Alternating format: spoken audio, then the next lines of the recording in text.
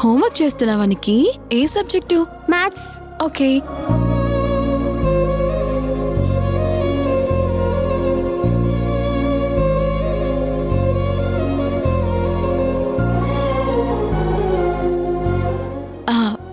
నికి, అమ్మ ఎక్కడికి వెళ్ళింది? అమ్మ ఉంటే ఇంట్లో ఉంటుంది, లేదంటే బ్యూటీ పార్లర్లోనో షాపింగ్ మాల్లోనో షాపింగ్ చేస్తూ ఉంటుంది. మా అమ్మకి ఇంకా వేరే పనే ఉంటుంది. నువ్వు ఒకదానివి చాలే నా పరువు తీయడానికి.